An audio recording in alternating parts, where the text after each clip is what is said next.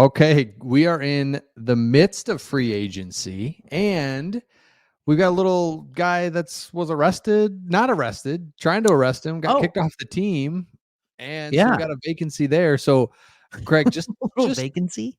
as the free agency period now is settled in, where are you at just in general with the Lions and what they've done so far? Yeah. So in general, I've been very, very pleasantly surprised. I love once again the restraint that Brad Holmes has shown and Mm, just his willingness to be like, you know what, I'm not going to go nuts. I've quoted this on many of the videos that I've done, Chris. If you watch any of mine, you may not. It's okay. Which is simply Brad Holmes doesn't want to win the Super Bowl in March. You can't win it in March. All right. Which is the free agency Super Bowl. He wants to make moves in March and in April that will help them in December, January, February. I feel like that's what he's doing. He has set us up really well for the draft. I like free agency. There was a little bit of a grenade dropped in that with Cam Sutton, though. yeah, There's a little bit of a grenade that now all of a sudden it's like, what do we do? yeah, because I think Cam Sutton and everyone, was bashing on him pretty good last year for rightfully so, but at the same time, I was really excited about him. I thought him not having to chase the best receiver game in and game out, CD Absolutely. Lamb, you just like Justin Jefferson, That's like right. that is just like every team has a really good receiver. DJ It seems, Moore. yeah, seems like, and so he would have been able to kind of get off those guys once in a while and take a break. And I just thought he's going to be just fine this year. So it's a big deal to lose him. And so in this video, that's what we're going to do is we're going to look at some different options. And so the old thumbs up bubble. I wanted to give E-Bomb a thumbs up bubble. Keep Yeah, going. man. Thanks. So the guy that everyone just kind of keeps talking about because it seems like an inexpensive, just plug and play, come on over type of move is Stefan Gilmore. Yeah. And let us know in the comments if that's somebody that you'd like. We see it quite a bit. Your initial thoughts when you look at Gilmore, and we can pull up more information on him. But what do you when you think of him? What are your thoughts on him? Yeah, my thoughts on Gilmore. Can I go positives first? Yeah, Positives are he's been a good player for a long time. yeah, He was drafted in 2012, and he has been a good player since he was drafted, essentially. Became phenomenally good in New England and then did some other things, was in Dallas, all that kind of stuff. I do like Gilmore as a player. I also like the fact that because this isn't a positive, this is going to go in the negative and positive, but a second positive, because of his age, you can get him on a 1-year contract. So you get him on a 1-year contract and it doesn't kill your cap for next year. Meanwhile, you can draft a corner and kind of let that corner develop under one of the best who's ever done it. So you let him develop under Gilmore, learn some of the tricks of the trade, and then you say goodbye to Gilmore. Thank you so much for your 1 year of service while you chased a ring with the Lions, and we'll move on to the next one after a year. I like dude. that. That's the That's positives. I'll go negatives later. I'll go positives as well. You're so right? Is that you said something there at the end that we don't think about at all is that, hey, we've got an opportunity for guys that are looking to chase a ring.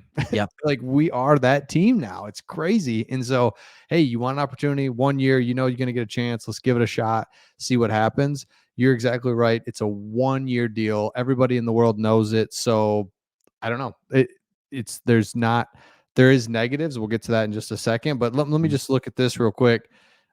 Here's the thing is like through 2 full weeks of free agency, he's still around, but he's approaching age 34. Ooh. However, he played all 17 games with the Cowboys last season and a really good passer rating allowed. Yeah, it's So phenomenal.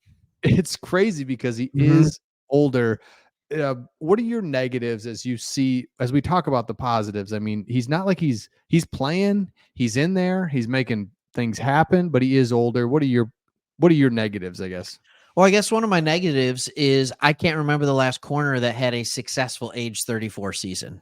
You know what? Darrell Green of the Washington then Redskins, and it's because he was by far the fastest player in the league still, or at least, not still, but he still was really fast. Yes. So it's the age 34 season. At some point, Father Time is just going to slap him in the face, and Yep. and I don't necessarily want that to be as we're making a playoff push, as we're making a playoff run. That would be a horrible time for Father Time to make a playoff push. Here's the other negative, and I think most people will view it as a positive. I think the fact that his brother is already on the team is a negative. And I'm going to tell you why.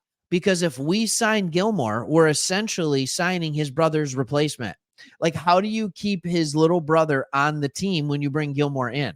Like, because his little brother, Stephen Gilmore, hasn't shown that he's a special teams guy. He wasn't getting on the field. So essentially, you're basically saying, all right, you come in here. Well, there's our 5 corners. See ya. See you to the little brother. So I think having his brother actually hurts the chances that he comes to Detroit. Yeah, that's a great point. Everyone's like, pair him with his brother, but you're right. His brother is not playing basically, and he's a fringe guy that is right. He'd be the one that would probably hit the road if he comes in. So I'm with you. I think 34, like 30 starts getting you a little nervous. 31's like 32, 33. Give me one more, but 34 is just like more. it's tough. And I feel like and I can't think off the top of my head. I wish I could to make it a lot better. But Lions have brought in these veteran guys, Desmond Marvin Trufant. Jones Jr., by the way. Yeah. At wide receiver last year at 34. Didn't work. This doesn't work. And it's so unfortunate because it's like, come on, man. But somebody put it, locker room guy. Absolutely. Culture, locker room. I think he fits in all of those ways, but it's tough to just bring a guy in that's that old when there are options and we're going to draft a couple, right? Like there's no way we don't. So do we have enough front end talent to then draft and have these guys come underneath, or do we need a guy that can be a plug and play starter right away? That's the question. Well, if you ask Amick Robertson, he said, why do you need to go get Gilmore? You already got me. Didn't he respond to a post on that? Like a Twitter post, X, whatever you want to call it. And I thought that was hilarious. I'm like, dude, you're not there yet, but who knows? Maybe he's the kind of quality player. I'm already more confident in him than anybody who played corner number 2 for us last year. Oh my gosh. Seriously. It's got to be better. Dude, that's so true. Wait, is it Amik or Amik? How do you say his first name? I don't know. Oh, okay. I just thought you had a little. What did I say? I don't know. But anyway, I haven't Robertson typed it into YouTube to how to pronounce it. He is my favorite player, and he hasn't even played because it's like I've been looking for this number 2 guy to just be solid. So love it, absolutely love it. So now. Next thing, Craig, is we look at him, but there's other guys that we could trade for. So let's take a look at other guys that we could trade for. So as we look at other guys, let's pull it up.